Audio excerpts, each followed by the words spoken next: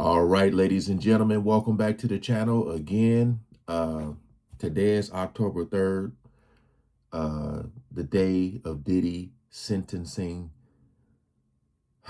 I honestly don't know what's going to happen. If I had to take a wild guess, I would think at the most they will probably give him is like 2 years. Just from all the information that I have gathered, all the channels and podcasts and everything that I have watched, what we know of what he's being convicted of, what he was found not guilty on, probably 2 years max.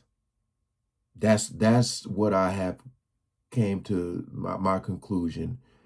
I probably will be shocked if they give him any more than that, just because of the way everything played out at the end. All the people we thought were going to testify, or all the stories we heard that didn't come to light. I don't know, man, but I'm here on the Law and Crime channel, and they are live. And I think Elizabeth is getting ready to come out of the courtroom to talk. I've been waiting and waiting and waiting. Keep going back to their channel, and it's just a live feed of the door of the courtroom, like outside the courthouse or whatever. So let's see what news she has to say, because I don't know if the sentencing is going to happen today. It's 11:10 a.m. where I'm at. I think they're 3 hours ahead. So we ain't gonna waste no more time. Let's jump right into it. Or 2 hours ahead.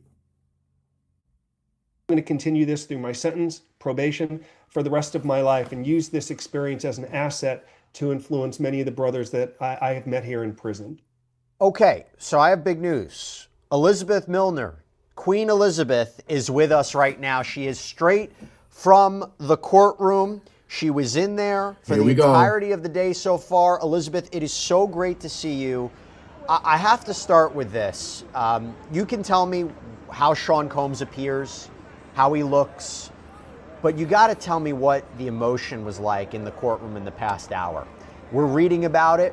We're hearing what his children, his attorney, Nicole Westmoreland, that they were sobbing, but I don't know if it's really doing it justice for what the feeling is like in that courtroom. Can you break it down for us? Yeah, absolutely, Jesse. Well, when Sean Combs first came into the courtroom today, we were knowing what the tone would necessarily be. Would he come in? Would he appear confident? Well, when he did come in today, he was kind of in, civilian clothes. Now, he wasn't in the MDC jumpsuit or anything like that. He was wearing a tan sweater, white undershirt, dark pants, all of his tattoos covered up. He waved at his family and he did prayers, hands to him. And I noted even in my notes, because we're not allowed to have electronic devices when we're in the courtroom, just about how nervous, to me at least, he seemed while walking in. And I can only imagine how he feels being in that predicament. He is facing sentencing. It could go either way. I think a lot of people obviously are anticipating what that sentence will ultimately be, but you could tell it felt like the weight of the world was on him. And then I think, Jesse, honestly, when we had an attorney speak before Nicole Westmoreland came on, that was Jason Driscoll, really kind of honing in on kind of some of the legal arguments. But I was very surprised, honestly, to see Nicole Westmoreland get so emotional during this sentencing, and it really kind of began when she started talking about Revolt Television and all of Sean Combs' accomplishments.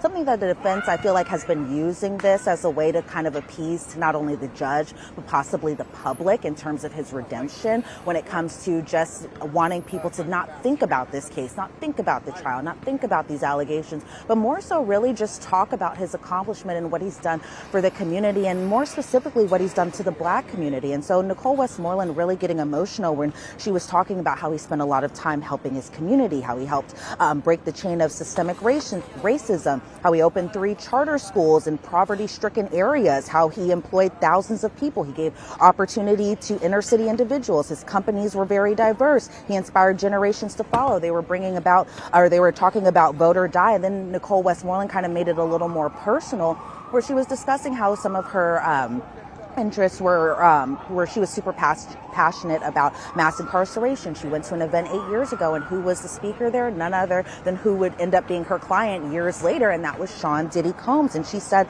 that he had said something along the lines of, listen, everyone, don't be afraid to dream. Just remember to wake up, put those actions behind your dreams. And she said that pretty much changed her life. She says Mr. Combs isn't larger than life. He's just a man who made mistakes. And then I think the tears really started to fall when the children came to speak at the podium today. And it wasn't even necessarily a situation where they were rushed over into the front of the courtroom and all had to turn. It was really just kind of a simple, casual measure. They all got up to the podium. They all stood together, and it's 6 of them, minus the 7th child, that being, of course, baby Love, who's only 2 years old. Didn't see her in the courtroom or anything like that, but I did see her mother, Dana Tran, inside there. But all the kids lined up at the podium. It's seated near the jury box.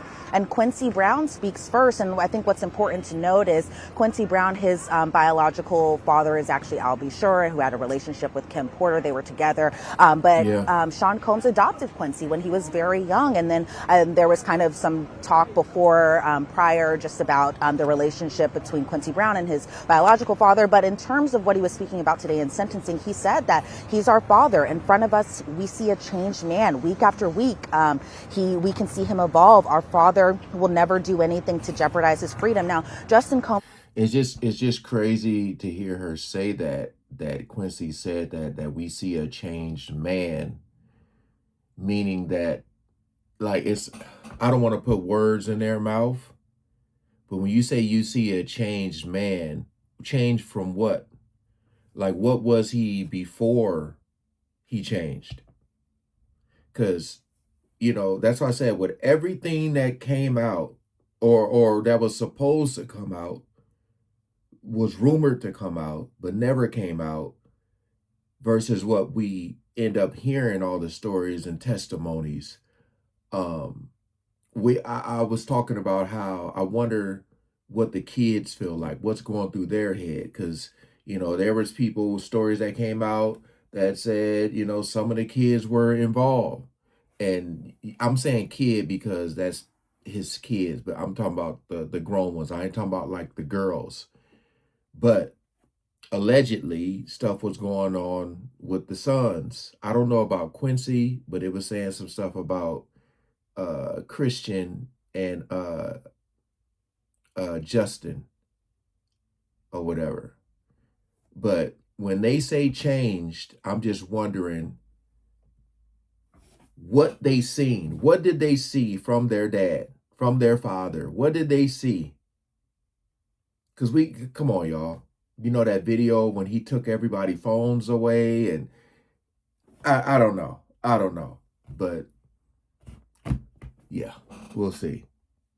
Spoke afterwards. Christian Combs spoke after that. But Jesse Combs is really where it started to kind of pick up in terms of the emotions again, where she immediately started crying. And I can only imagine how that feels to speak in front of not only the judge, but in front of your father, in front of a whole bunch of people in the media who want to hear what the kids have to say. Because even though we saw them inside the courtroom, Jesse, even though we've seen them in passing in the cafeteria and other things like that, this is the first time we're really kind of hearing them speak about how their lives have been impacted by Sean Combs's, the allegations that have been against him and the conduct, all of that stuff. But they said right up the front, they were like, we're not here to make excuses for him. We aren't here to excuse his mistakes. We need him in our lives. Jesse Combs talking about how she lost her mom, her mom being Kim Porter, when she was very young, and that Sean Combs promised to be there to keep them safe. Then Chance Combs spoke afterwards, and she said that we're just daughters who need our father. When we talk, he speaks with a clear mind now. He's more patient. He's thoughtful. He wants to be a better man. He wants to be a better father.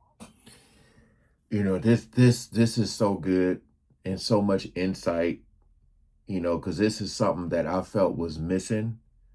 But I'll go back to, Quincy, when you're thinking about Al B. Sure. Because, Al B. Sure said he feels that Diddy had something to do with what happened to him and what happened to Kim Porter. That's what Al B. Sure said, Quincy's biological dad. So I'm wondering what that's like. I don't know if someone's gonna ask him that, or is he? I don't think you'll ever hear him talk about that. Like, what do you think about your biological father, I'll be sure, saying that you're adopted? And I don't even know if it really went through, right? The whole adoption. I don't know. But what do you think about Sean Combs being accused of having something to do with your mother passing away? Like, what does that look like? You know, from your biological dad. Because, you know, a lot of people will say, well, a lot of these kids, oh, all these kids, you know, because Diddy got the money, so they're just getting this luxury life, and they're willing to, you know, turn their heads to the stuff that's going on because they keep getting all these things. That's what was being talked about. So, yeah, because she said that they're not making excuses for the mistakes he made. But it's like, sheesh. He's parented our 2-year-old sister from jail, and I see glimpses of our father during that. She said our sister deserves, and that the sister being 2-year-old Love, deserves a father who is present to teach her how to ride a bike, to tuck her in at night before she goes to bed, something that all kids want from their parents, right? Then Delilah Combs afterwards spoke after Chance. She said that we're scared of the thought of not having our mom and our dad in our life. And she says that these are the years that we'll never get back. She says, I know that missing the missing years hurt because we lost our mom and they've already lost so much. So really that was kind of a time where you were really kind of seeing everyone get a little emotional in terms of people on the defendant's side. Sean Combs himself, I think it was a moment where we were kind of seeing him inside the courtroom at the defense table really kind of turn and look at his children. Kind of hard for him to keep a straight face with that. Like, he was so emotional, which I understand. He's a father, and he's a father to many children, and the kids have gone through a lot in their life. And so it was very emotional, Jesse. I can definitely say that. It was a lot of tears inside the gallery, especially on Sean Combs' side, but definitely from Sean Combs himself, too. He was very emotional while his kids were speaking. There's a lot at stake today. It's not surprising you're seeing this. By the way, before I ask you something else, I just have to let you know the amount of love that you're getting online is quite palpable. Rightfully Basti so. Feld, greetings, my queen. We love you in Germany. Christina Lester, super chat comment, who's been great today. Tell Elizabeth her skin is glowing as per usual. Nikki Hayes, how are you, Elizabeth? We heart and appreciate you. Anto Grego, beautiful Jesse and Queen Elizabeth. Love you guys. You make a great team. Malin Bourbon, oh, how I missed the chat, the lunchtime show, and the Long Crime team and panel. Long Crime, thank you for all your hard work. So, and super chat question from Mike. What's the update? Well, I think Elizabeth just laid out the entire update. I will ask you this. There was a question from the lone medic. How long does Elizabeth think Diddy will be sentenced for? Oh. Wasn't there a comment today, Elizabeth, from the judge that he does not see any reason to deviate from the guidelines of what, 5 to 7 years? Yes, and so there was a lot of math that I was honestly doing, Jesse, because when they're talking about the sentencing guidelines, they're always talking about it in ranges of months. And so because there are 12 months in a year, I'm having to do quick math. So really what the judge is kind of looking at and what the PSR recommendation was 70 to 87 months, which by my calculations, because I don't have a calculator inside that courtroom, about 6 or 7 years. So I could see it possibly being definitely on the higher range than maybe the defense was expecting. I think especially in terms of the judge's tone today when he brought up that Sean Combs had been talking publicly about possibly doing an in-person speaking engagement in Miami. I think actually I take that back. It wasn't the judge who brought that up, but it was more so the government who specifically brought that up, because it seems like from the defense's side that they were expecting possibly for him to be released today pending the outcome of what the sentencing may be. And so in terms of my personal opinions, I don't think the judge is going to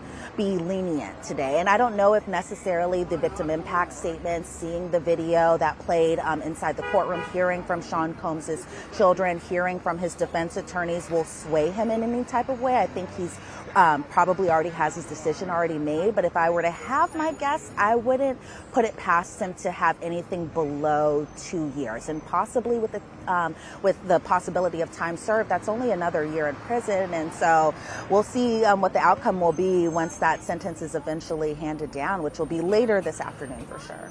Possibly. Yeah. So Okay. So she's kind of on the lines where I was at, because of course it's the time served. I think today, did today make a year already? I think he's been in jail for a year, if I'm not mistaken. Maybe. But I think 2 years though. But if I forgot how the judge, yeah, I'll say 2 years minimum.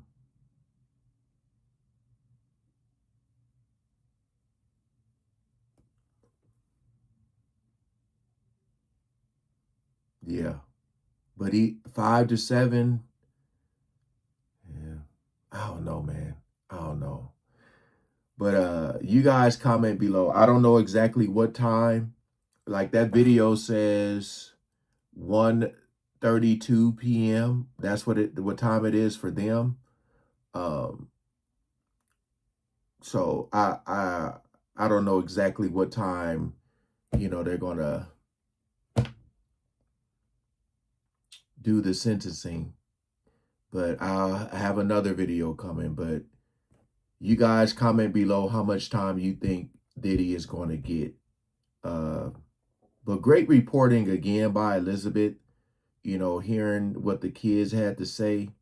Because like I said before, man, you got to think about all the stuff that be happening in the world with crime and how, especially when it's dealing with people who got money, 9 times out of 10, the family ain't gonna say nothing, even if they witness things, because they don't want to mess the bag up.